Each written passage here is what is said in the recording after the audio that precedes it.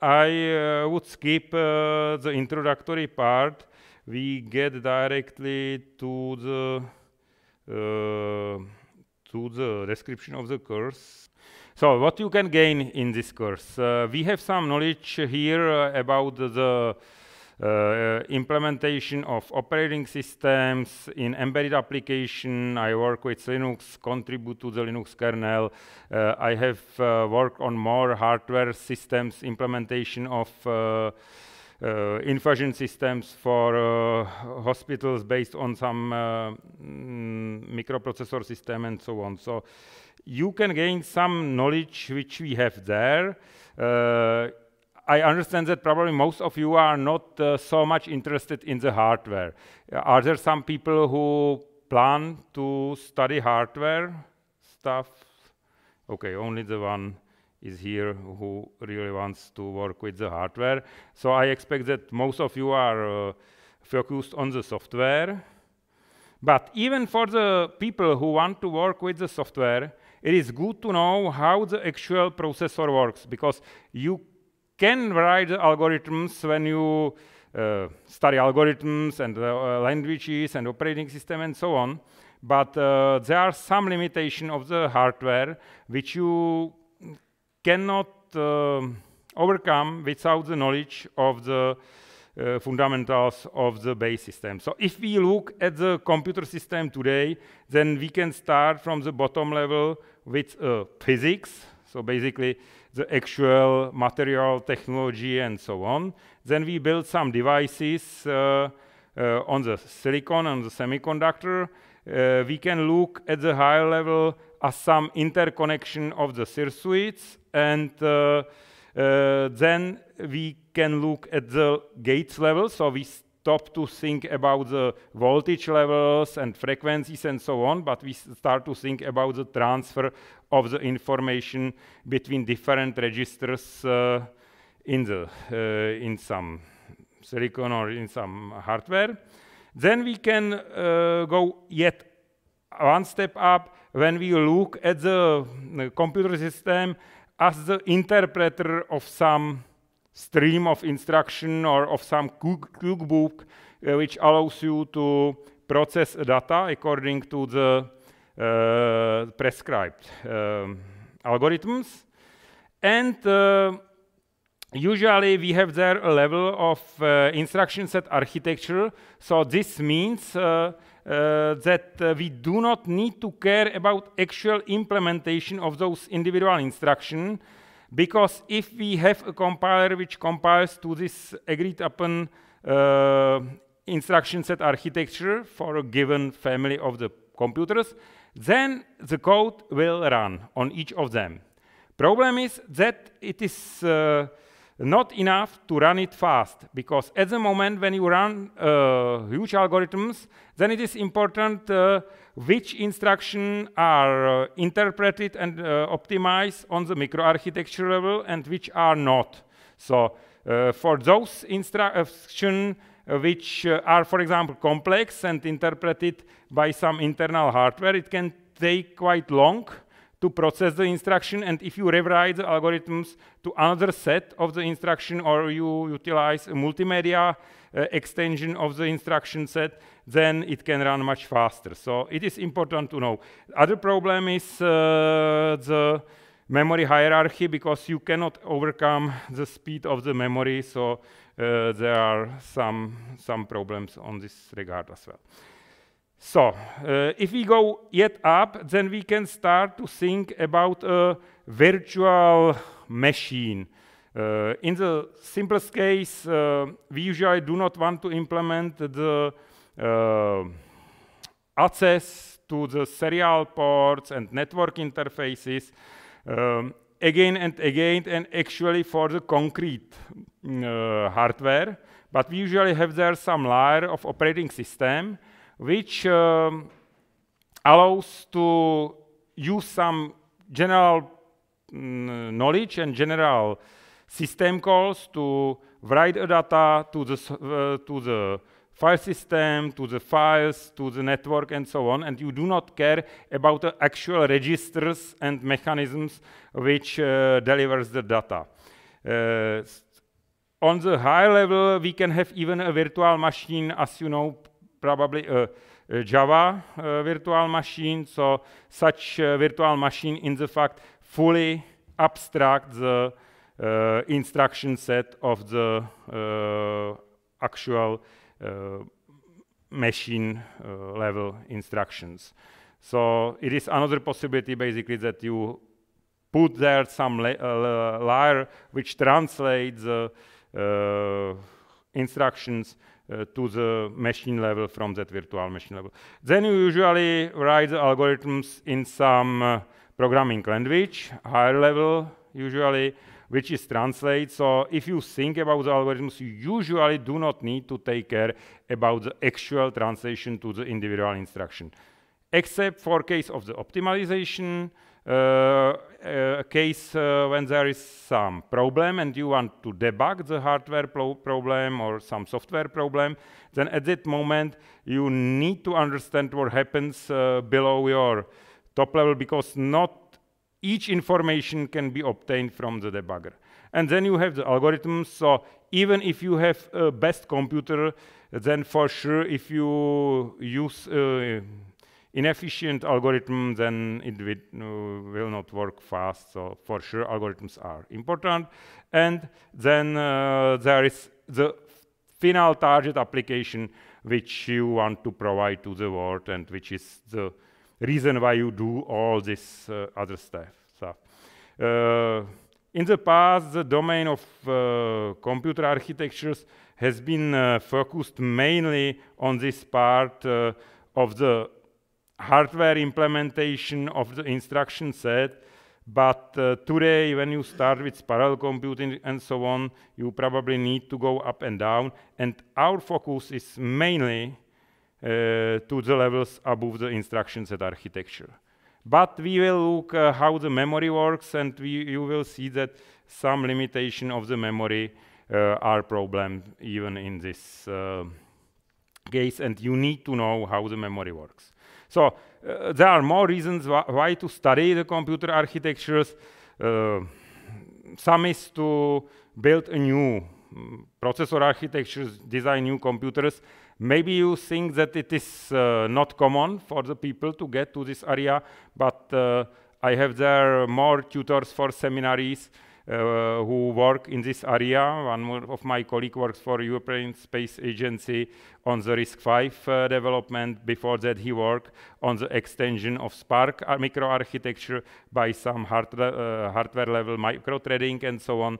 So there are people. In Brno, there is one company which was been a founding member of RISC-V architecture development, another company which designs CPUs for expressive company based on RISC-V and so on. So I have built some simple coprocessor with one of my students to build a robotic controller where we have a main CPU and another one running in the FPGA programmable logic. So even this area can be interesting for you.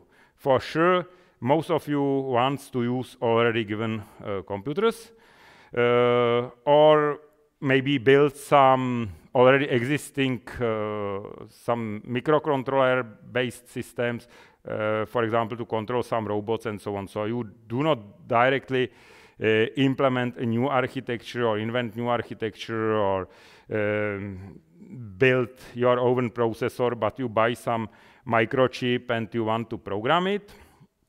But even this is probably not the biggest motivation to study this subject. But what is the most important area and gain which you can get from the studying of this subject is to understand how the computer works, to write the programs and software which can work efficiently.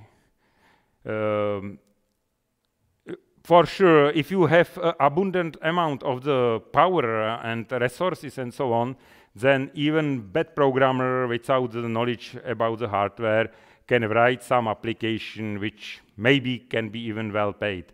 But you probably know that many applications on your mobile phone are power hungry and you exhaust battery very quickly. So the implementation of application starts to be interesting at the moment when you are on the edge or on the limit of the hardware which you get. So for example, if you want to compute a global weather forecast, then you are on the limits of the hardware which you can afford.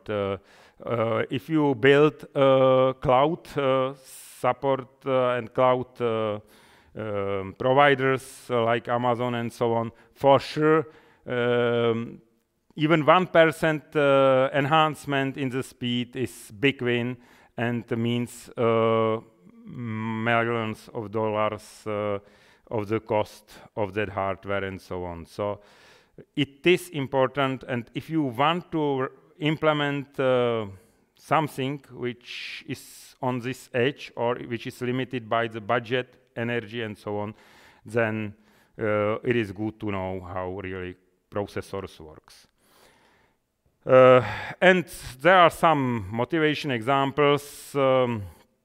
For example, if you want to work with multimedia, then usually do not write the algorithms yourself, but you should have at least a clue and understand which libraries provides you a better result and are optimized for a given approach and which are worse and so on. So you should have some such idea. At the moment when you write exactly those algorithms or do some image processing and so on, at that moment it is very good to know how the system works. You will have the one of the homeworks to implement some simple, really simple processing of the images, some sharpening or convolution, and the difference between simple implementation without the knowledge of the hardware and memory limitation and with full knowledge of the hardware and utilizing the multimedia extension and so on is in the order of magnitude faster, 10, 100 times, 10 times and so on.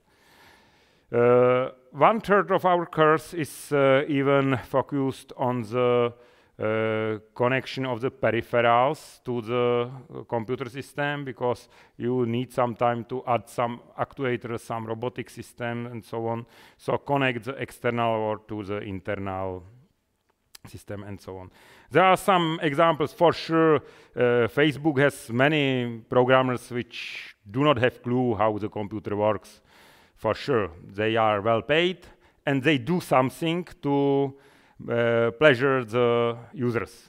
But at the moment when such application is tested and starts to be a core application, then they have another team of the people who rewrites that application in the proper way. They have a team which works even on the file system optimization in the Linux kernel, because then in the mass even 1% enhancement is big win.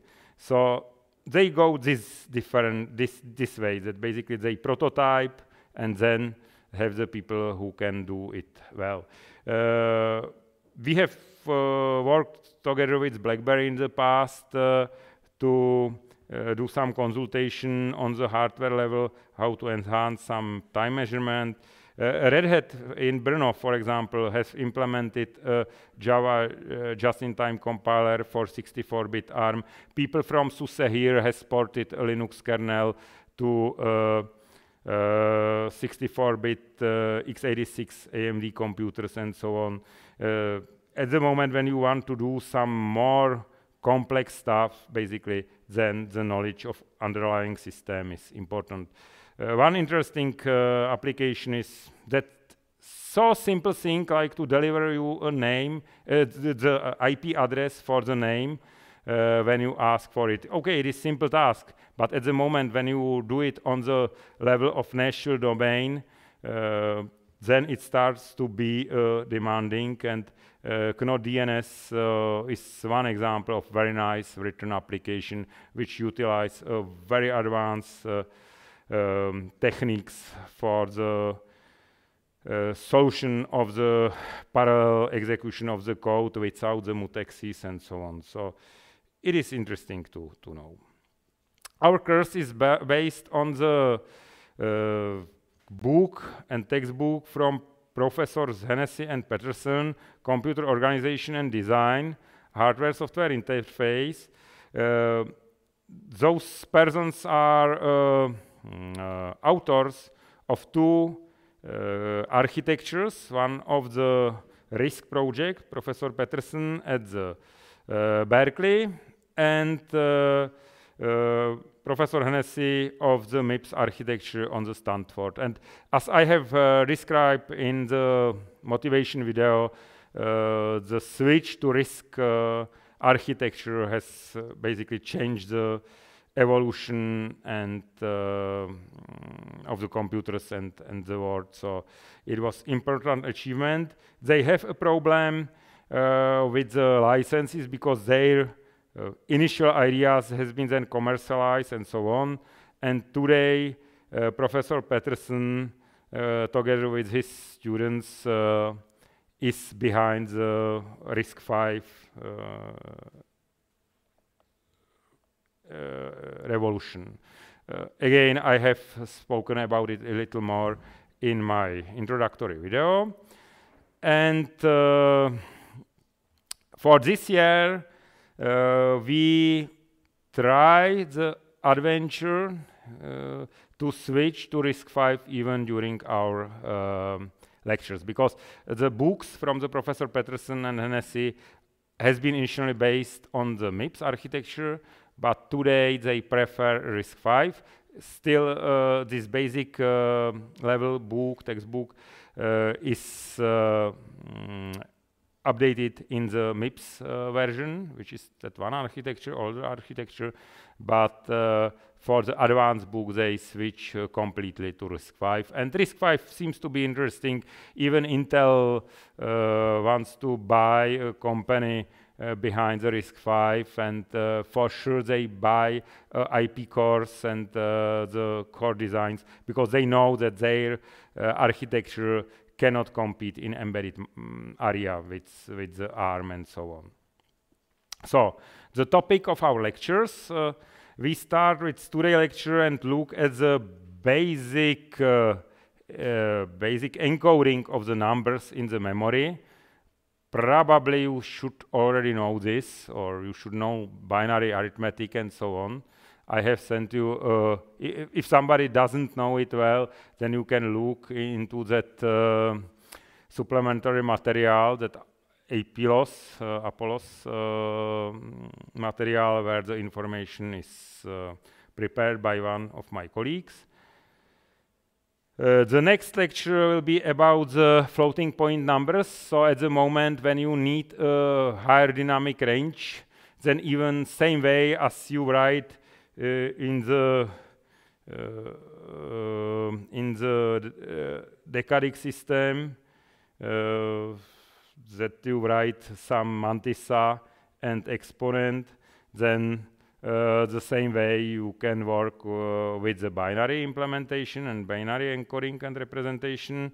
So we look at it. It is important, and it is important to know the limitation. For example, that if you add a long series of the numbers represented in the floating point representation, and then you subtract them in the different order, you do not need to get necessarily to a zero at the end. So such basic things like a commutativity do not fully work with this representation. So, okay, it is good to know. Then we look how the central processing unit CPU works, and we will have our simulator for this. The simulator is, okay, we started with the MIPS version of the simulator something like 4 years ago. We have, because the other simulators, education simulators, has too many limitations, so we have started with one of my diploma thesis students on our own. And today we switch to RISC-V version It is a result of bachelor thesis of 2 my students, but it has still some bugs and it is not fully finished. But I think that enough functionality, we decided enough functionality for this course is already implemented, so we start to use it this year. And for you, it has one advantage that if there is a bug or problem which you find and report it to the project correct way, then you can get some points for your activity. For sure, if you even correct the behavior of the simulator, then you get another point. Then we look how works the memory, and that it is not so easy that you can access any data at any place at the same cost, because some accesses are more and access patterns are more expensive than another. Then we look how to speed up the processor by dividing execution of the instruction to some smaller chunks, which can be processed in parallel. So basically, we have overlapped execution of the different stages of the processor.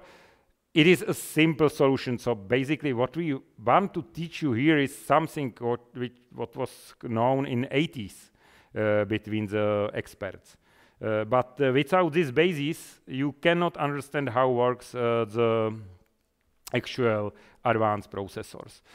If you have interest to continue, then we have another subjects which provides little more information about the advanced and actual parallel execution of the instruction and so on. Then we look at basic input-output subsystem, so how to deliver character text to some display, serial port, and so on. Then we look how to deliver the events and notify the processor that, for example, a packet from the network arrives and so on. Then we have there a short overview of processors and computers as networks, because the networks goes not only between the computers, but even inside today. Bigger computers, there is a network which interconnects the cores. Even in your small notebook processors and so on, there are many cores which are connected through the rings and so on, and influence the speed of passing of the data between cores and so on. Then we look how to call subroutines and how to invoke operating system calls. Then we have there some example how works the classic complex instruction set architecture like Intel x86 is. But today it is only the shell, because internals of the processor are implemented on the RISC principle. So even Intel basically only translates their complex instruction to something simple at the go. And maybe we can get to something about the virtual machines and so on. For the seminaries, today we will have some introductory lab. You can start your computers here and select a Linux distribution. So we have there prepared our simulator and some task where you can test how it works with the arithmetic and so on. For the remote students, we have their possibility to access our lab remotely. So I hope that all the technique will work.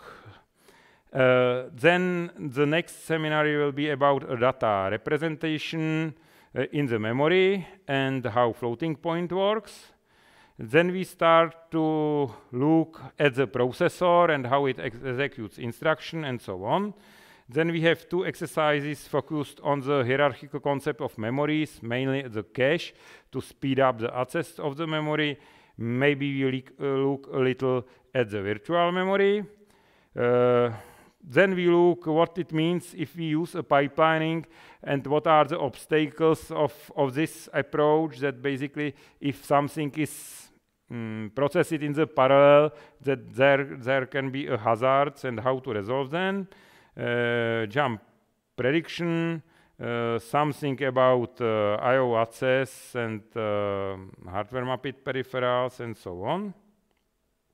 And then we look at our hardware, which we provide to you. It is for the implementation of your semestral work. It is quite complex system with programmable logic and so on, but you will use it in the form of simple microcontroller to test how to access some simple peripherals, write something to the display, draw something on the display, and so on. But it is full-featured Unix computer.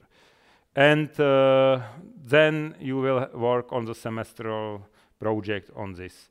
I hope that we can set up a remote access to the lab and everything other. Again, due to the lockdowns and so on, we have done this in the previous years for all our students from the main course.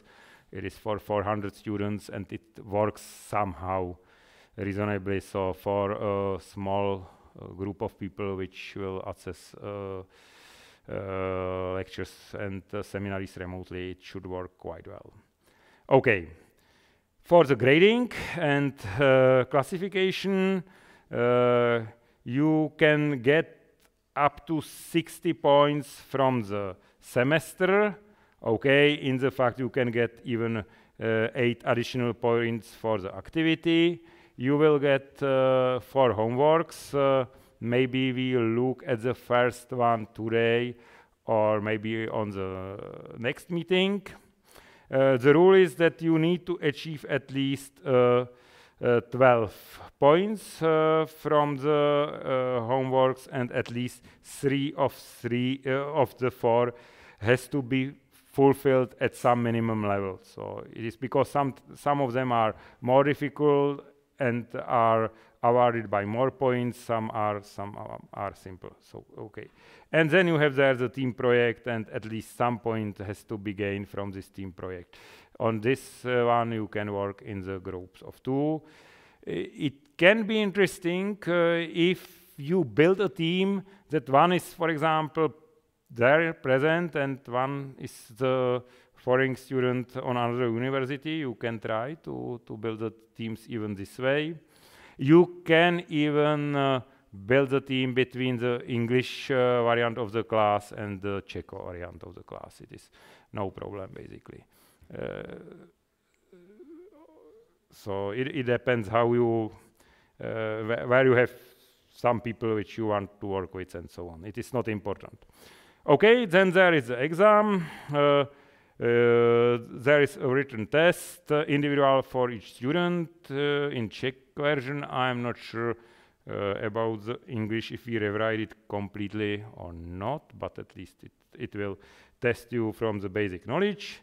Then there is a minimum requirement of 15 points, and then you can gain up to, or lose, up to 10 points in the oral part. For sure, if you exhibit a real failure in the oral part, you can lose the whole exam, but it is not common.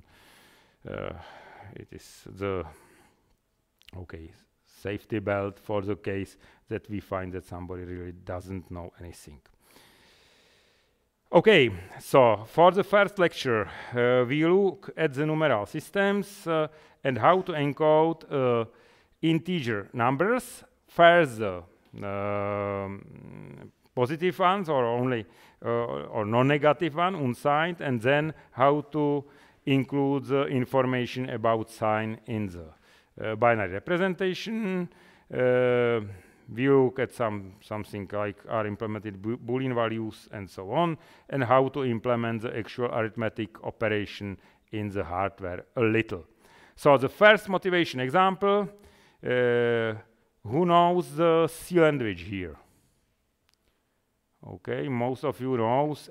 It is not necessary, but for the semestral work and semestral project and the second homework, it is necessary to know the C. So basically in our standard courses, it works such way that most of the student has the C language in the first semester and our course is in the second. For the rest of the students which has our course as a mandatory, it is that they have a C language course in parallel with our subject. So I'm not sure, is there somebody who doesn't know C? Okay, it is not important to know it too well, but basics of the C, and doesn't attend the procedural programming course now? Everybody has some basic knowledge or is attending the course, C course in parallel. Okay? I have a question. Yeah? You said you had supplemental assignments online somewhere for stuff like this to refresh on memory, because I took it 2 years ago. 2 years ago? I took Intro to C 2 years ago, so I don't remember a lot. Okay, it should be enough. You will refresh it. You said you had supplemental No, supplemental material is not for C, it is for the binary arithmetic and for the, but you can look to any C language course and it should not be a problem, I think. Okay, but so I start there with the C example, but it is not so important. But C language, basically, or any language, work with some binary representation. And on the C, is there a big advantage that we can even look into the memory through the different glasses, then the filter, then the value has been written. So basically, we can analyze what is inside the memory when we try to write something in the high-level language. So the simple example, we declare a local variable a with value minus 200. And we look at it through the glasses, which inform a function which prints a value, that it is unsigned value. So basically, we mislead the print function that we put it unsigned value, but we have put there the signed value. What happens? It depends. It is not defined in the C, but it is the implementation refined or specific for the given architecture. So for 32-bit architectures, what happens usually is that minus 200 are printed as the unsigned value of this value. It is something about 4, okay, milliards or billions. It depends how you count the orders in the, if you use long or short English scale. In the standard language or other languages, it is 1 milliard, so 4 milliards, something like that. Okay, if we provide the information for the print function that it is the decimal signed value, or that it should be printed as decimal signed value, we get expected minus 200. So basically, as you can see, directly in the memory, for the case of this variable, there are no metadata which keep the information about the type. So it has to be kept somewhere else. For sure, compiler tries to help you and even warns you if you do something which is incorrect and so on. But anyway, you can try to typecast the value, the memory at the location, memory location, where are those minus 200 integer value stored, to typecast it to the floating point number. And in this case, you get not a number. So something strange, but basically it is because actually this code maps to this special value. And if you try to look at the value as onto the character, as onto the printable value, printable single character, then you get the 8. Why? If we look on the little endian system, which starts with the least significant bits first, then the actual value minus 200 is encoded by this sequence of 4 bytes, and the first one is 38. And if you encode the characters by the standard ASCII representation, then the values from 30, so it is hexadecimal, so it is 48 decimal, are digits, 0, 1, 2, and so on. So you see that representation matter and that the data are somehow stored in the memory.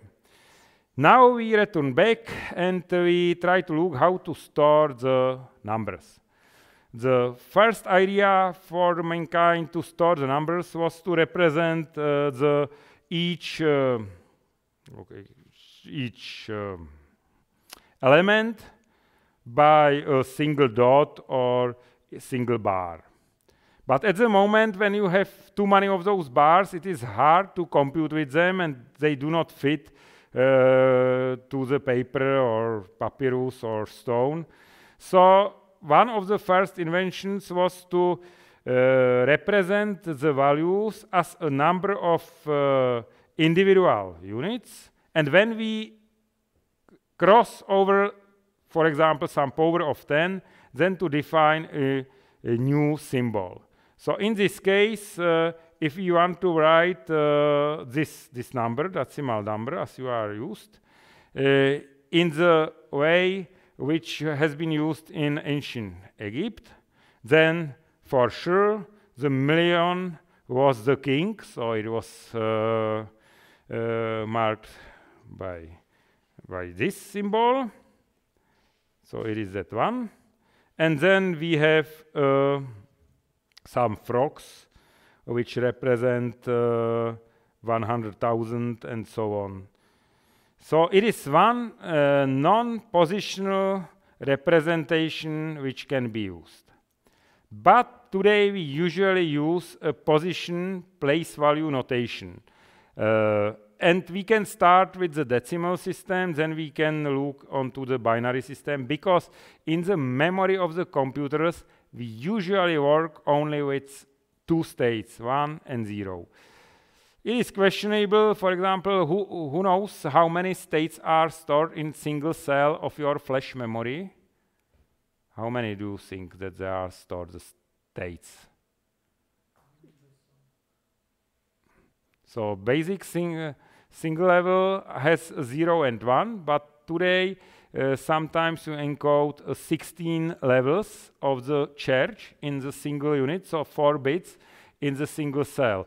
Okay, then when you have some thermal noise and so on, it tends to destruct the value and you lose the value and so on. So you need to do a refresh of the flash memories and so on. But okay, back we return to the world of zeros and ones, or at the start maybe to the decimal system. So if we look at the basic representation which we are used to use today, then the big invention was invention of the 0, that we can say there are no units, and then invention of the position or place value representation. This means that if we write, for example, 2, 0 in the decimal system, that it means that it is 0 units and 2 multiplied by 10 of the units. So basically it is 20. So in such system we select that there is some radix point, so the place where are the integer part of the number stored and the part where we have fractions, and we write individual digits in some range. For binary arithmetic, which has the base 2, it is 0 and 1. For the decimal, which has radix, which has a base for numeral system 10, then those are the values 0 to 9.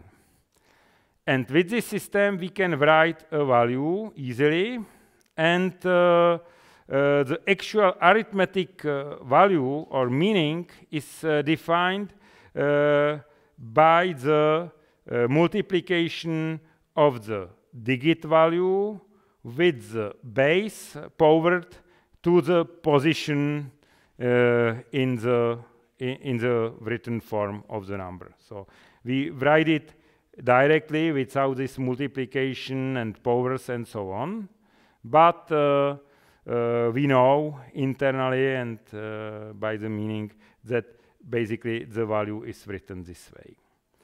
There is one important thing, and it is a module.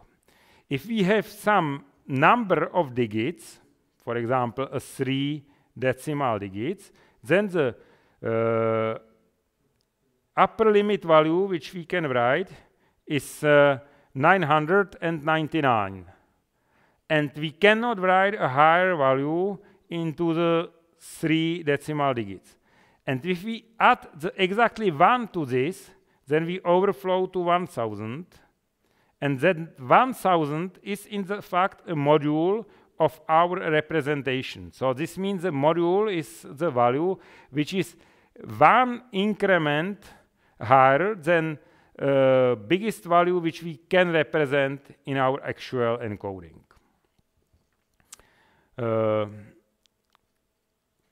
Then we want to know what is the unit of our representation, and in the fact we can use only integer part, or we can add the fractions, and in such case fractions, that smallest part which we can add one by one, is the fraction which is given by the number of digits after the radix point, multiply and the corresponding value which we get by the powering the base on the negative value of that position. So, for example, for the decimal system, we know that those are the tenths, hundredths, and thousandths fractions, and so on. Okay. The other interpretation of the module for the, okay, we get to that in the binary system, is that we have some number of combinations which can be encoded in a given number of bits, and so this is the number of the combination. But we need to encode even the combination, or use one combination to represent a 0. And that is why we take in the fact the actual value of the module out of the representation, because we need to use one of those combinations. If we have, for example, 3 decimal digits, then it is number of combination is 10 power 3 for sure, and so it is 1000. But because we need to encode the 0 as well, then we can achieve a maximum value encode which is only that 999.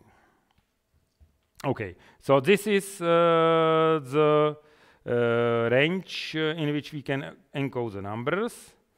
And now we look onto the unsigned numbers representation already in the computers. So in this case, we will implicitly take our base as the value 2. So the digit is only 0 or 1, and we have some sequence of those digits. And we can encode, as I have said, only the values which, okay, digits are in the range to the base -1, so 0 and 1 in this case. And we usually map even the true and false values to the 0 and 1 information into this bit, because bit is basically a unit of the information, not the actual value of that information, numerical values, and so on. So we can represent only, for the n bits, we can represent only 2 power n minus 1, or we can represent 2 power n combinations. We usually start with 0, 0, 0, 1, and then flip the, or 0, 0, 0, 0, 0, 0, 1, 1, 0, and so on, 1, 0, 1, 1, and so on. And we map those combinations, which are 2 power n, to the range 0 to 2 power n minus 1. And when we want to represent, for example, numbers up to 255, then we can use a bit, which is usually called the octet or a byte, and we can represent 256 combinations, but only the values 0 to 255.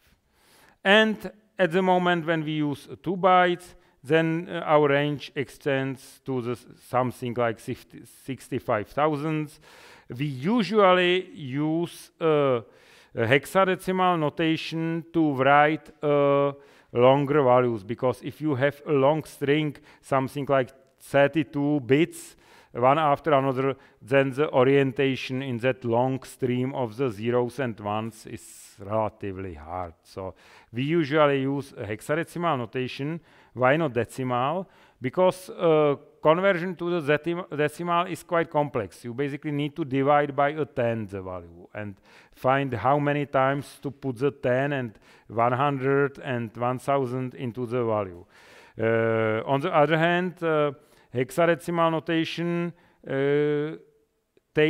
can be, or conversion between binary and hexadecimal is easy, because if you take the nibbles for 4 bits, consecutive bits, each 4 consecutive bits from the number, then you can directly map it to the value from 0 to 15. And there is a problem that our alphabet and alphanumeric characters do not include the symbols for the values from 10 to 15. So we usually use letters to represent those values, 10 and so on. On the other hand, the Native American civilization of South America has a numeral system which has a symbol from 0 to 60. So they have not such problem, but we use our decadic system here usually. Okay, for 4 bytes we get to something like 4 milliards. So it is what we can encode. And if we look at the combination, if we do the permutations of the string of zeros and ones, then in this case a numerical value which we assign to a given combination of the ones and 0 is equivalent. So the string of all zeros is arithmetic value 0, then we flip a least significant bit, it is the 1, then we flip the another one and left this one 0, it is 2, and so on, and we can go this way up to 255. What is important? The module value. So the moment when we flip the most significant bit and the rest is reset to a 0 is a value which we cannot represent in the 8 bits, because that carry out or overflow goes out of our representation, and it is exactly the module value. So this is the reason why we have there this dot empty, which marks that it is a failing value, or it is value which cannot be achieved here.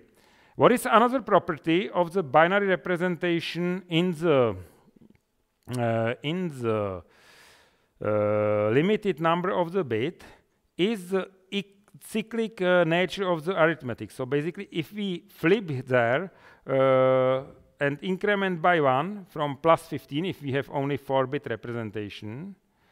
Then the rest of the representation is zeroed, and we get in the fact to the 0. So it is module multiplied by any integer k is still a 0.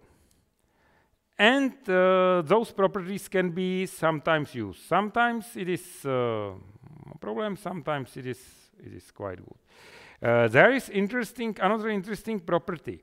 If we want to subtract or find how many times we need to advance by a 1 to get from some number to another number, then we can ignore for this computation the overflow. So basically, you can look at this representation as onto the athletic stadium, and we do not count the number of rounds.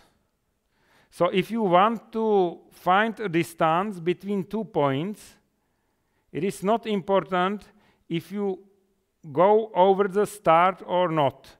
Basically, the rules are the same. So if we subtract, for example, plus 2, so this is 2, and minus 14, and we have done 1, 2, 3, 4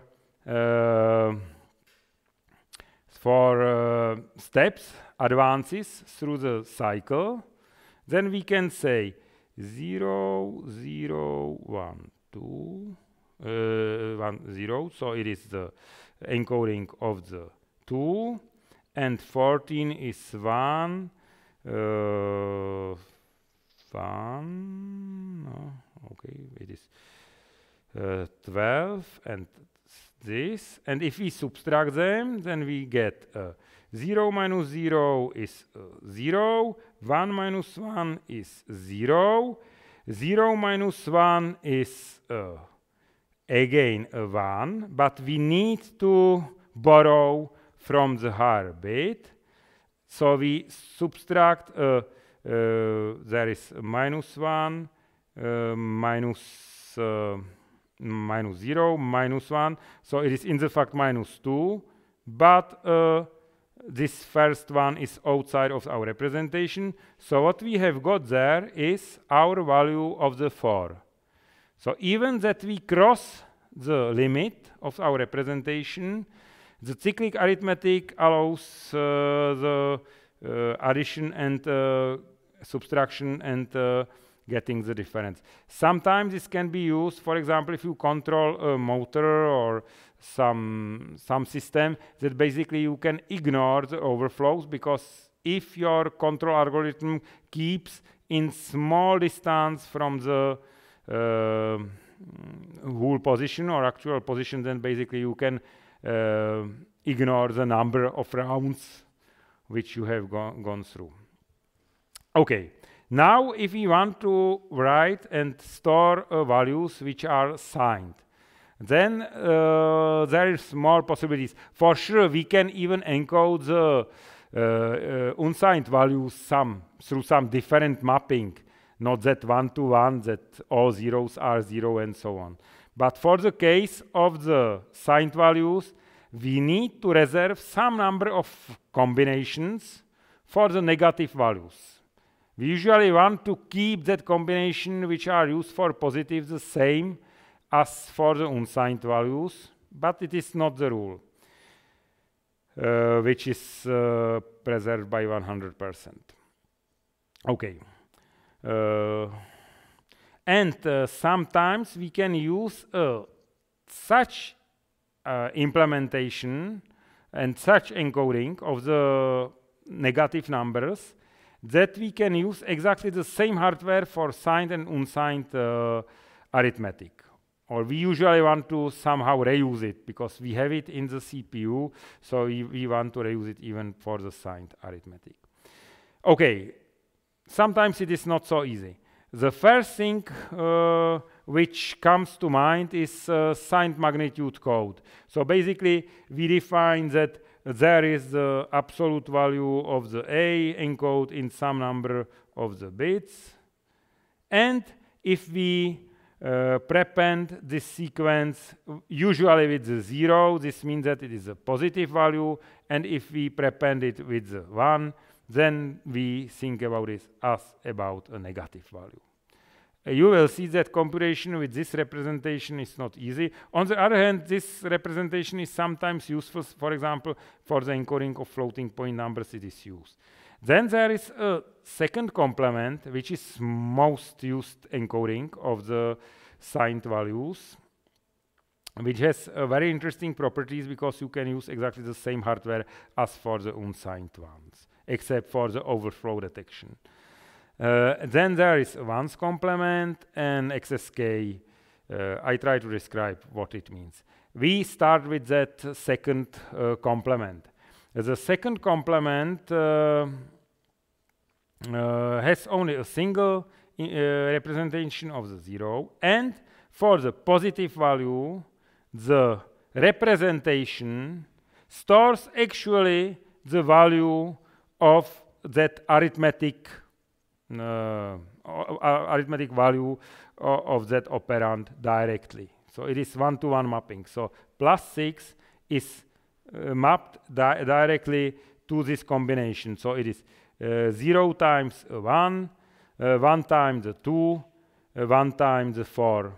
4 plus 2 is 6 for sure. For the negative values, when the value is smaller than a 0, then we compute the representation as a subtraction of the absolute value from the module, from that first unrepresentable value for representation. So basically, so if we encode it into the 8 bits, then we encode it this way. So -6 in this case is encoded this way. I show the reasons how it is encoded this way a little later. What is important that we can say that the positive number has 0 there as the first bit, and the negative ones has 1 there. And the representation works such a way that we have there the combination which we can encode into the, for example, in this case, into the 8 bits.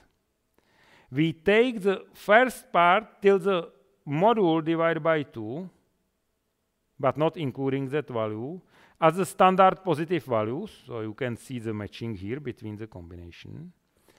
And then we skip to the negative representation of minus module divided by 2. And we start to incline to the 0. Why this way? I show it, okay. I show it here. Why all the ones are the -1? If you look at this cyclic nature of the arithmetic, then we basically have the 16 combination which we can use for 4-bit to represent our value. And we decide that 1/2 of this representation are positive values and 0, and the second half are the negative values. And as we have seen, if we do not care about the sign and anything other, at the moment when we add the 1 to the -1, we overflow to the 0. So basically, the rule that if we add the 1 to the -1, we get the 0 is preserved here. Same if we add the, for example, 2 and the -2, simple way, then we can check that we get again the 0. So it is 1, or maybe I will take something more, maybe 5 and -5. So -5 is in the fact encoded by the value value 11, if we go this direction. So it is 0, 1, 0, 1 plus 1, 0, 1, 1. So 1 and 1 is 0, overflow. 0 and carry is from the previous. I hope that you are able to manually add 2 decimal values. So I expect that you can use this. Here the rule that we have overflow add, it is 0, 1 and 0 again is 0, 1, and there is again overflow carry to higher bit, and we get there the module. But module is ignored, so this means that we added the positive and negative values with the same magnitude, and this should get a 0. So you can see that it works this simple way. Advantage of this representation is that we have only a single representation of the 0. Some disadvantage is that this 8 minus 8 cannot be converted to the opposite value. Basically, if you try to write minus 8 minus minus 8, so basically you should get a plus 8, but instead of this you get a minus 8 again. So it is some disadvantage of this representation. Okay, and if you look at the numbers which are encoded in the memory in hexadecimal system, then for the positive ones it will look like this. For the negative ones it is all the ones. Then one bit last bit is left on the 0 and so on. So this looks like this.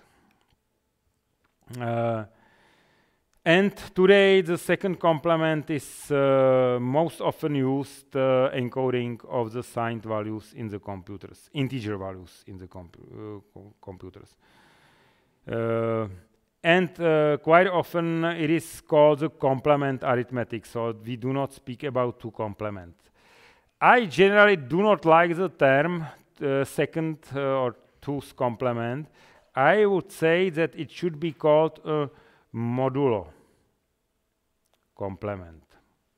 Maybe I get to that later. No, okay, maybe now. Because, for example, if you try to use the same rules for the modulo complement for decadic arithmetic, if we have a value of, for example, 3, and we have 3 digits, then what would be a negative value corresponding to the 3 when we have 3 dial wheels from 0 to 9 in the decadic value? It has been such value that when we add the 3, we overflow to 1000.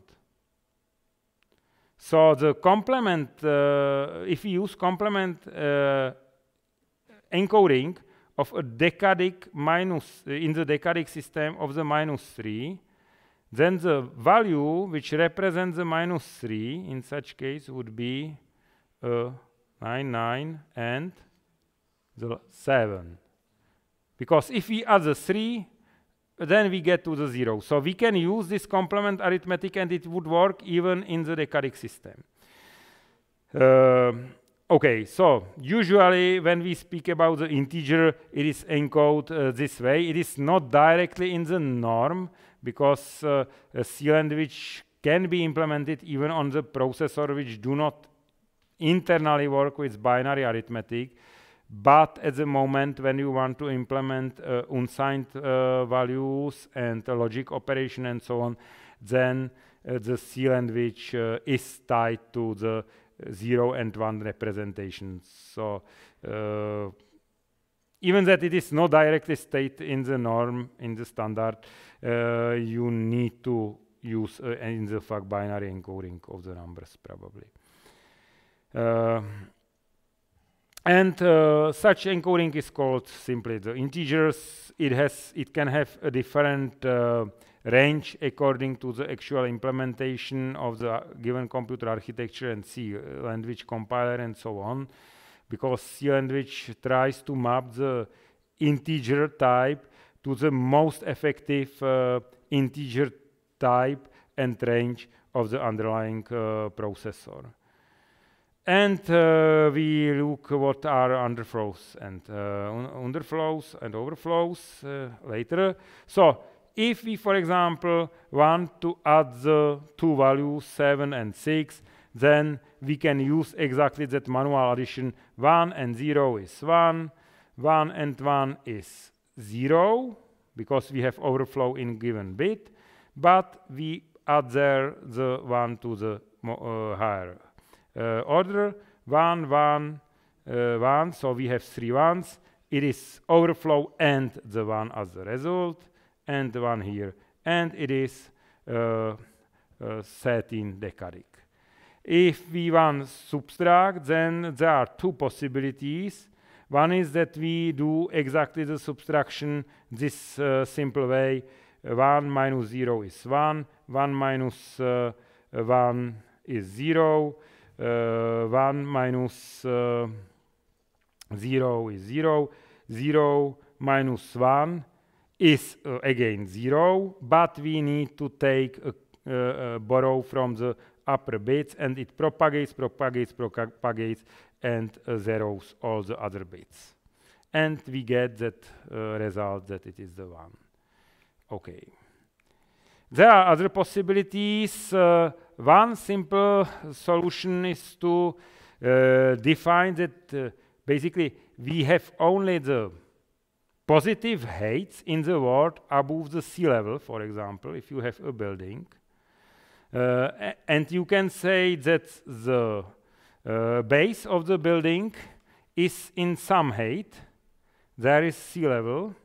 And then if you want to measure the height of the windows and so on against this base, you can say that this base is 0, or 0, and use those values with this excess, this addition of the height of the base of the building as the base for your measurement. And in this case, you can measure even your cellar and so on easily, and write the values as or encode them as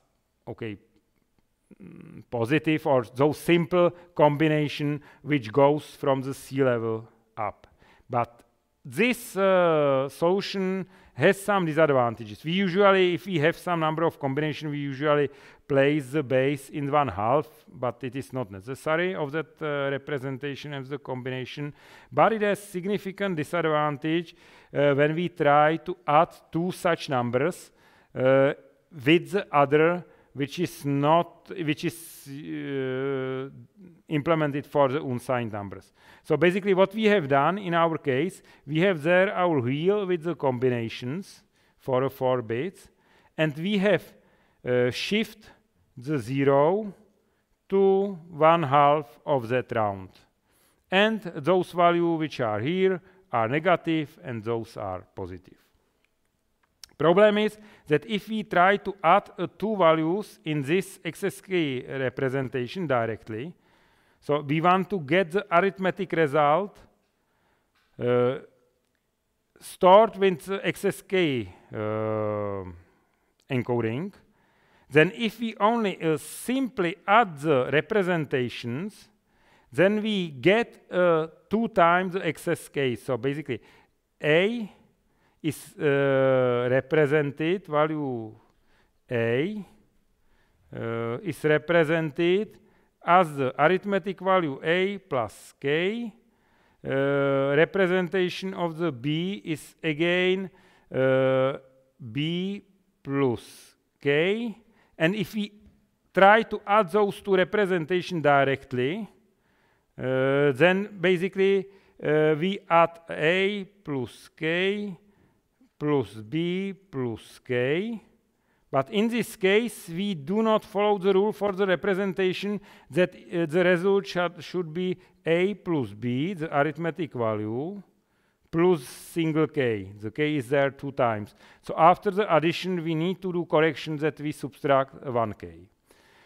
For the subtraction, we subtract the K from K. So again, we are not in the correct representation for the for this mechanism to store the assigned values. So we need to add the k again to correct the loss of the k. If we write a diagram, then there are the combinations which encode the value for the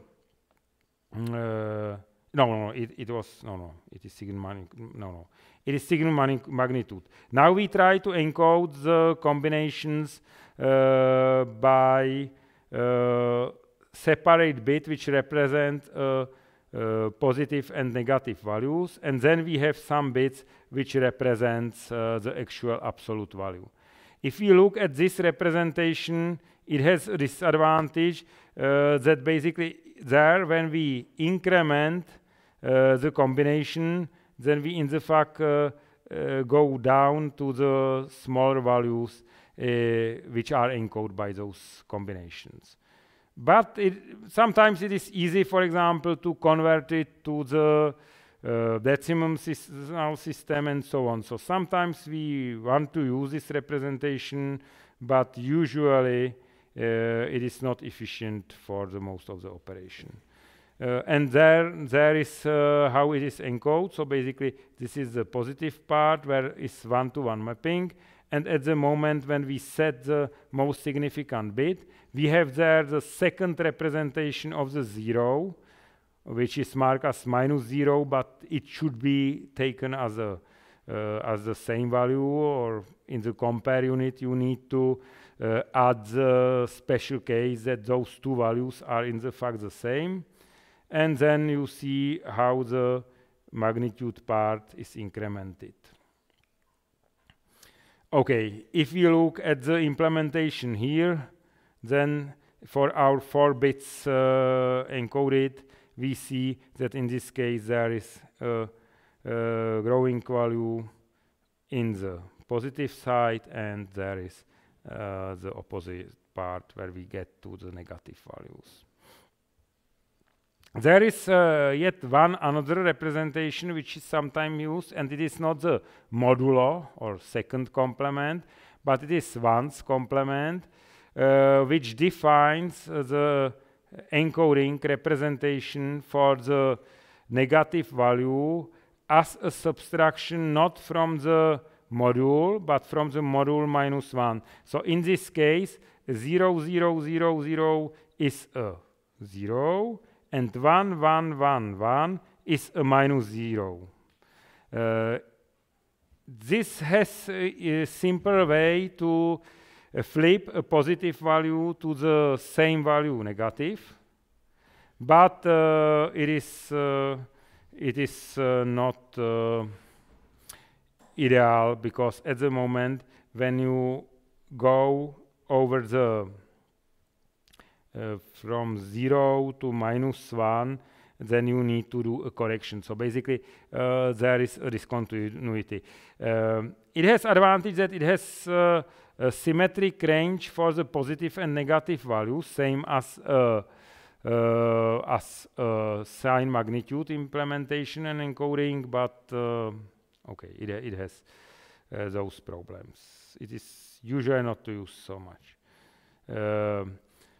So the division here of our combination wheel is there, that we have there +1 and it goes up. It has advantage against a signal magnitude which starts over there with the negative values, that there still apply the rule, if we add the 1 in the representation, we advance in the same direction on the numeral axis. So basically, add a 1, we advance in this direction for positive and negative value. There is one exception, that the advance in the combination from -0 to +0 in the fact doesn't change the arithmetic value. So at the moment when we find that we cross this line, we in the fact need to add 2 units to the representation to get the +1, because from the -1, if you increment, you should get to the +1. So there is an exception. Usually it is not so much used. Okay. If we want to implement the adder, which adds two binary representation to two values, then there is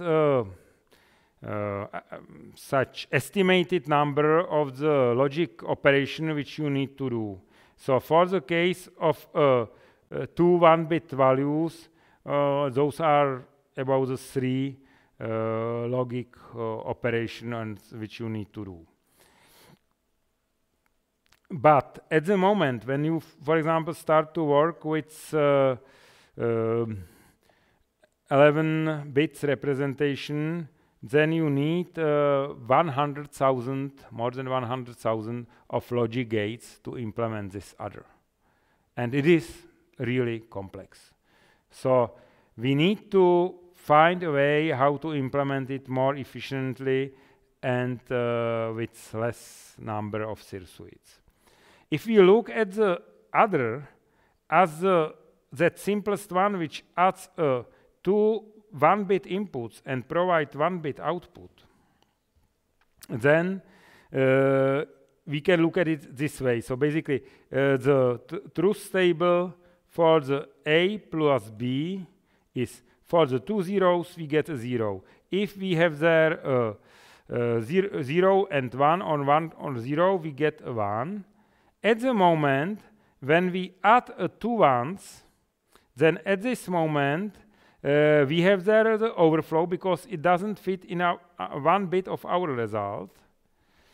So it is the carry out from our bit, and the result is 0. In this case, if there are 2 zeros and we add the carry on the input, because we decide that we need to have the carry out, so we need to be prepared that even in the lower digits or orders, there can be a carry out. So we need to define the logic what happens if there is a carry out or our carry in from the previous digit, and in this case we define those another function. So basically if there is a carry out, then we need to sum the values and define what will be carry out and what will be result of our digit. In the fact the value is for the S, the value is given by A exclusive or B exclusive or C or C in, carry in, and for the carry out it is a combination when 2 of the inputs are at 1, A and B plus A and carry in and B plus B plus carry in. Okay, and when we have these basic units, we can combine them together and implement the simple adder of arbitrary len. Only we connect the first carry in to the 0. Great, but it has one disadvantage, that the carry needs to propagate from the least significant bit to the most significant bit. So in the fact it needs to travel at least 2 gates in each stage. So the speed of the circuitry is very low. Basically you need to wait a long time before the value on the output stabilizes. So there is appropriate count of the gates which needs to be traversed to stabilize the carry for some combination of the input. For sure, if you add a 0 to a 0, then there is no carry in the carry chain. But if there is, we have a problem. So what we can do with it? We can analyze how looks the actual full adder and build it as a combination of the 2 half adders. So this is the full adder, 1 input, second input, carry in and carry out, and the sum. And we can say that the output is addition of A and B with addition of the carry in, and in the case that there is the overflow in the one or the second of the half others, then there is a carry going out from the from our component. So this is the simple logic prescription for our half other, and we can implement the other, which doesn't need to propagate the chain, full chain, because in the case if we want to implement fast parallel adder, then for 64-bit we would need 10 power 20 gates to implement it. So it is too many. If we implement it with this ripple carry chain, it will be too slow. So we can try to find something in between, and it is a carry look ahead logic which is implemented. And it is implemented such a way that this is the ripple carry adder, and in this case we add there a so-called carry look ahead logic which can compute the carry values in advance before we do the final sum of the values A and B. And how it looks like, if we use this carry look ahead tables, then we need to add something like 50% of the gates more than for the ripple carry implementation, but it speeds up the other 64-bit in 64-bit example 9 times. So it is okay, good ratio and good cost. And how it works? We can define that at each bit when we add those A and B and we have that carry in, that a carry can be generated. Carry is generated when both of those inputs are 1. Or carry can be propagated. This means that there is no carry generated by the input. This means that at least one of them is at 0 level. But if one of them, at least one of them is at 1, then it means that if there is coming carry from the less significant bit, then the carry will be propagated out from our bit. And if we use those rules to implement a sum at a given bit j, then it is the carry coming to the j. If it is coming, then it is value is a negation of the sum of the half adder defining the value for a given bit. If the carry is not coming, then the value is coming. Then the value is coming only from the exclusive OR for the given bit.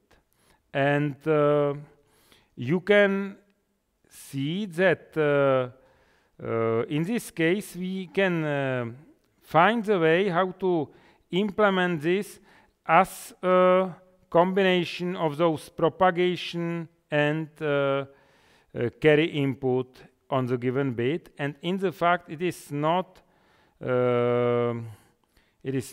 influenced by the individual values at that given bit. And for the carry going to the more significant bit, again we can find this logic. And if we extend, substitute to our rules, then we can find that in this case our table doesn't directly use values of the inputs, but only the information from the generation and propagation on the given bit. So this means that the number of combinations which we need to cover is much, much smaller than if we use or implement the table for all combination of the inputs. So this is the solution. We can combine, because even in this case, that carry look ahead logic extends the size of the adder. Then we, for example, can combine some adders with those logic, carry look ahead logic, and then serialize them with the others without carry chain. So you can tune for a given speed the hardware as you want. For increment and decrement, it is much easier, because in this case you look only on the individual bit levels, so incremental and decremental is much easier. There are some rules how you can implement it. If you want a subtraction, then you can have two different hardwares, or you can reuse easily the hardware for the adder. So if we have a binary adder, and we have seen that there are some rules for the second complement, or for that modulo complement, we can use them. So basically, if we define or switch for the modulo complement to the negative representation of the b, then we can add that b and a and get a result of a minus b. So usually we implement a subtraction as the adder, and we need there a negative value for b. And how to efficiently get a negative value for a given with the same absolute value as for the positive one.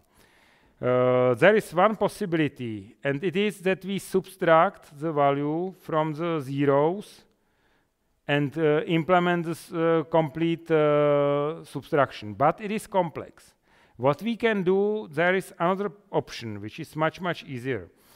Because we can see that in the second complement representation, we want to subtract the positive value b from the module z minus b, which is complex task. But at the moment, when we subtract it from the z minus 1 minus b, then the things start to be much, much easier. For example, if we want to subtract and find the modulo complement representation for the decadic value, for example, 1, 2, 3, then it means to compute 1000 minus 1, 2, 3. 1, 2. So it is relatively complex task. But if I say that I want subtract 1, 2, 3 from 9, 9, 9, then it is exactly very easy task, because we know that there is no overflow in the single digit. So we know that the appropriate negative value, corresponding negative value in this case, is 8, 7, 6. But we know that it is a module minus 1 minus this value. So the actual modulo negative value needs to be corrected by the single plus 1. Because we have subtract there z, the module, minus 1, minus b. So to correct the value, we need to add the plus 1 at the end to eliminate the effect of this minus 1. Do you see this?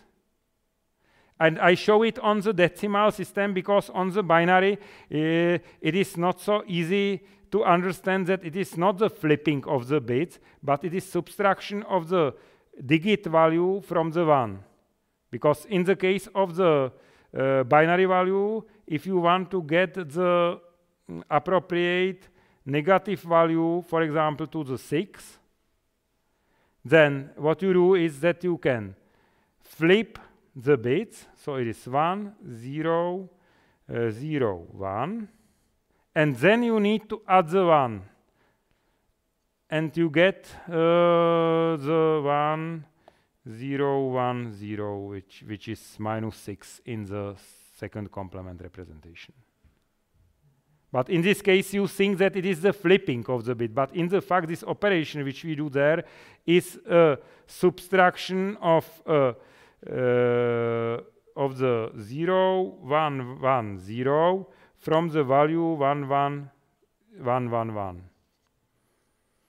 But because there are only two states, it is easy to implement it as only the negation. So this easy way you can build the other and subtraction. Yes? So for that, we use 2's complement. It is second complement. Okay. It is second complement.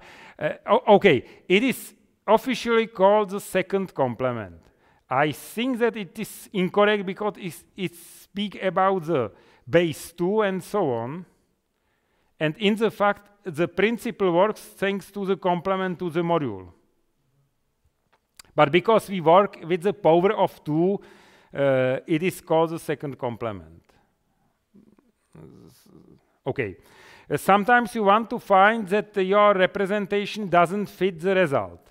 How we can check for the overflow of the result? The simplest thing is that we do not take care about overflow, do the operation with the signed, unsigned hardware, and then check if there is not flip of the sign. So basically, if we have two positive inputs, positive numbers on the inputs, and we get a value which is negative on the output, then for sure there is overflow. It is arithmetic nonsense. Same if we have there a 2 negative value, most significant bit set, and we get a positive result, then for sure it has no mathematics sense and it is overflow. So it is one way how we can detect the overflow. Other option is that if we check the carry which comes to the most significant bit and the carry which goes out from this most significant bit, then if those two carry differs, then there is the overflow. You can check the logic that it is really working this way, that it is correct. Then sometimes you want to divide by 2 or multiply by 2, which is easy in the binary representation. But for the integer representation, if we divide by 2, then we simply shift the bits by 1 right, and a least significant bit is lost. So we will lose the precision in this case, because in the case when we do not represent the fractions, then we basically can lose 1/2. Important is if we want to divide by 2 a signed value, then we need to copy the most significant bit to the new value of the most significant bit, because we want to preserve the sign. If we shift right or want to divide by 2 unsigned value, then we can fill the new most significant bit by the 0.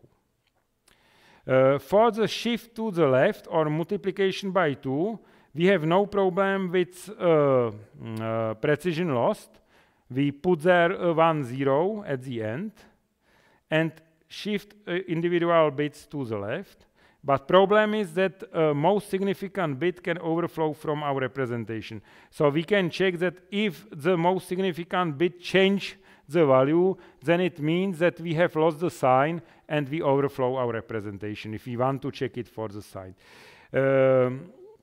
Sometimes there are used barrel shifters, which is interesting technique when we can shift in one go more bits through the switches. So basically we have, if we want to shift, for example, left by 1 to 3, then we need 1 to 8, excuse me, from 0 to 7 to the left. Okay, okay, 0 to 7. Then we basically can put there a list of switches, and in the first level we can switch if the data go directly or if they are shifted by one level to the left.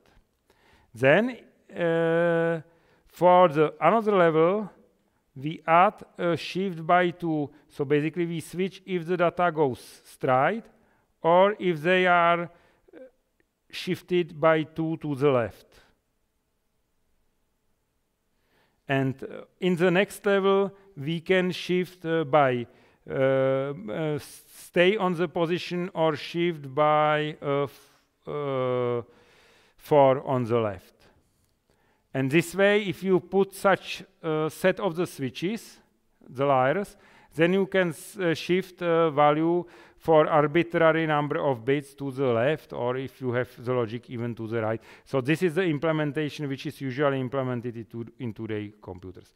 For the multiplication is same as you have been teach for the manual multiplication in the decadic system. So basically, if we have there some multiplicand and multiplier, then we see there is the value, and we want to combine it with the least significant bit. And in the decadic system, you need to multiply it, exactly the digits. In the binary, it is easy because you have a 0 multiplied by 1 or 1 by 0 and so on. So basically, it can be used only as a mask. So if there is a 1, then we write there the value of the multiplicand. If we take a more significant bit, then we need to shift the value to the left. If there is a 0, then we do not need to put there a value, we put there zeros because there is masked out. And there is the 1, so we put there again a multiplicand. So as you can see, we only select if we apply or do not apply a multiplicand. Problem is that we need to shift it. Okay, it can be done in the hardware by the routing of the wires. But then there is a heavy part that we need to add together for 4 bits of the multiplier. We need to add together 4 values. And this addition costs something. So you can see we can do the 4 partial addition or have there one complete other. It is not so easy. So what are the possible implementation? One is a sequential multiplier. In this case, we have there a multiplicand. We put a multiplier to the lower part of some shift register. And for the representation, if we want to multiply, for example, one 4-bit and another 4-bit value, then the result can extend up to the 8 bits. 15 multiplied by 15 is something above 200, I'm not sure, 225, probably. So we need 8 bits. If we want, sometimes in the hardware we can use something like that. We know that value is, for example, one an 8-bit and another is 30-bit. Then we know that result cannot access 38 bits and such thing. Usually it is symmetric, but it is not necessary. And how we can implement it? We can implement it that we have there that result register, which needs the size which is corresponding to the sum of the length of the multiplier and multiplicand and multiplier. And one option is that we put the multiplier to the lower part of this shift register and take one bit after another from this value, from the least significant bit. And if the bit is set to a 1, then we apply add the value from the A to the sum. And when it is 0, we do not add the value to the sum. And because we need to change the orders, then during each addition, we shift the result by 1 bit to the right. Why we can do that? Because we know that after the first multiplication of the least significant bit with the multiplicand, we know that least significant bit is already the result bit. We do not need to push it through the other again, because it is not added with any other value during the computation. So we need to keep only this part, those 5 bits, in the active part here, and take them again to the other. So other doesn't need to be full 8-bit in this case, but it is enough to have the other, which is only for 4 bits and a carry bit. So it has to provide a 5-bit result, but only the 2 4-bit inputs, which is the reason why it is implemented this way. And after so many cycles, as is the size of the multiplier, we get the result which is held in the AC and MQ registers. There is a little more detailed description of the algorithm, so you can look how it works in this case for 3-bit values. So we have there 6, which is multiplied by a 5. And we put the 5 to MQ. This is our register. Then there is the A, this 6. And the first step is that we multiplied by the 0.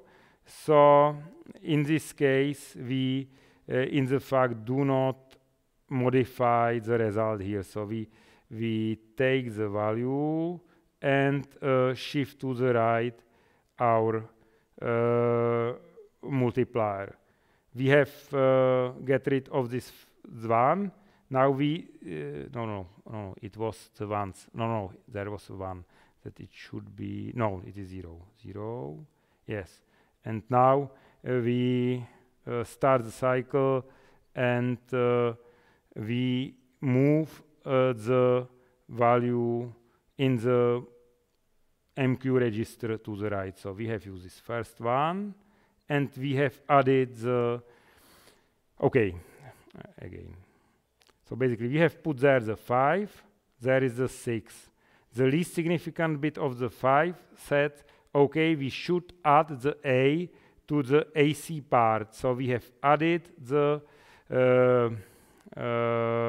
A value to the AC part of the register. Then we do a shift to the right. So each bit is moved this way. We got a 0 at the end. This means that this time we do not apply the A at A to the AC. So we keep the original value and shift again all bits to the right. You can see. In this case, we get a 1 as the least significant bit in MQ register. So it is in the fact this one, first one, this one from the 5.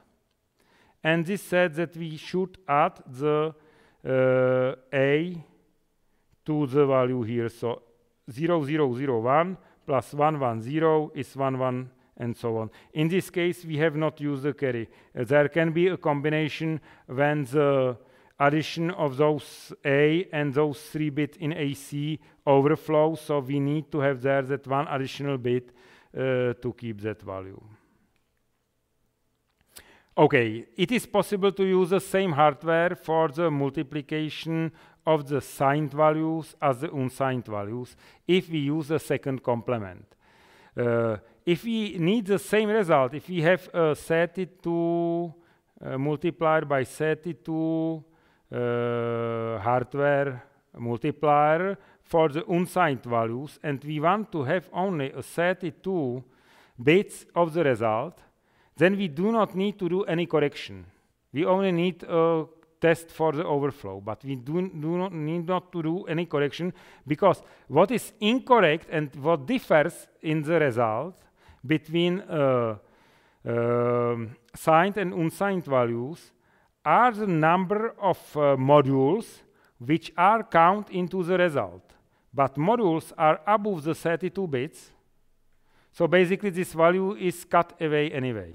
So we do not need to take care about it. We can use unsigned multiplier to compute the signed values. At the moment, when we want to full resolution of the 32-bit multiplied by 32-bit with a 64-bit result, then in this case, for the negative values, in the fact, we add the some number, some account of the modulo values to the result, which should not be there. So if we have both A and B as the negative numbers, then in such case, we can represent the values in the arithmetic means the representation is in the fact Z minus A, absolute value of the A. But we can correct the value, put it into the range as A plus a module. It is another option how we can obtain the representation for the negative value. Because if we do the arithmetic addition of the negative value and shift it by one module up, then it falls into the unsigned range of the representation. But it means that if we look at it this way, that in the fact we have multiplied there, if the A is negative, then in the fact we multiply the B by the module. Okay, I'm not sure if you see this. Because this value, if A was negative, but we have cut the module values and so on, and we represent it by 32-bit, then if we want to represent it by 64-bit, then in the fact there is the value is represented because there are zeros before in the unsigned representation. There are zeros, and then there are those ones, and then the value which represents that negative part. But there are zeros which should not be there. There should be all the ones to work as a 64-bit second complement value. Okay.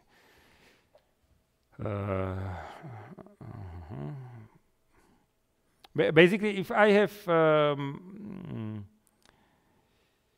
some limited number of the bits and I want to represent a given value, then the negative value is represented in the fact by far positive value because it is that Z minus the value. Okay, we need to find the difference between the 1, 1, 1, 1, 32 ones, and then some ones and the value, and the actual 32-bit representation of the unsigned value, which has all zeros here, and we have put there the negative value without the extension. So what is the difference in this case? Difference is that in this case, in the fact, we have added one module, one value in this part which is not representable in the given 32-bit representation, if this is 32-bit, and we have got to those zeros. So after the multiplication in the 64-bit representation of those 32-bit negative values, we in the fact included there the multiplication of module multiplied by B and module from the second multiplied by a, and then the module to the square. But that square module is already outside of the 64-bit representation, so this goes out. It doesn't influence the result. But problem is that those module multiplied by a and module multiplied by b are added to the unsigned result. Okay, what I try to use a multiplier which is implemented for 32-bit unsigned multiplication. It is clear what it should do. It provides a 64-bit result. It is simple. But problem is that I have put there a second complement representation of the negative values. If I put there two positive numbers, then there is no problem, because second complement positive values are same as the unsigned values, so the result is correct. But if I put a one value which is initially negative, then in the fact I have put there an incorrect value for which the multiplier doesn't understand that it is negative value. So I can imagine that negative value as the unsigned value, 64-bit value, which has a cut those ones which should continue there. If it is a second complement value, it should have there all the ones up to the most significant bit. But they are missing. And because they are missing, then in the fact, we add to the result or multiply the result by the module multiplied by b. Okay, this is probably not necessary for the exam and so on, but it is interesting to try to think about how the arithmetic works here. Okay, should I try to write it on the table? Or maybe we can try it on the seminar with some two numbers that you will see the exact result here. So I think that we should. If we want to implement a multiplier, then basically what we have seen is that the y conditionalize if we add a given shift of the x value to the result. So we put there the x are this, and y say if given row should be applied or not. You see that there is quite a lot of additions which then has to be done for those values. So this is the actual multiplication is simple. Problem is that adding together those partial results. And it is the problem of addition. And if you see that if we should add quite a lot of the numbers, then if we need a one clock cycle for each addition and we add one to another and so on, then the representation prolongs and it takes a long time. But if we pair them and add the pairs together and then again the pairs and we implement such tree, then it is much, much faster. And the initial address here do not need to have the full width representation. It is enough if they have only 1 bit more in the binary case. This is the case for the decimal to have the idea. Then the inputs. Then it starts to be more complex when we add those bigger values, because the size or range extends. There is the range 200, there is a maximum range up to 400 minus 1 and so on, if those are 2-digit values in the decimal. So we need to extend the size of the address, but what we can do is that we count some bits and the carry put away. So we can do the separate addition of the some lower significant bits and the carry, and then add together the carries and add this only in the final addition together. So we can use a limited size of the others for those partial sums, and at the end only add the accumulated carries together with this value. And it is what is done in the so-called Wallace tree and Booth multiplier, which allows to utilize this mechanism. So we have so-called carry-safe adder, which provides and has a separate path for the carries and for the result. And from this we can build a so-called Wallace tree multiplier, which optimize numbers of others and width of the others as the signal propagates through the multiplier. Okay, it will not be part of the exam, this exactly, but it is good to know that basically the basic algorithms needs to understand how the multiplication works is not efficient when you really want to implement a hardware multiplier, that the actual hardware multipliers are implemented with this use of the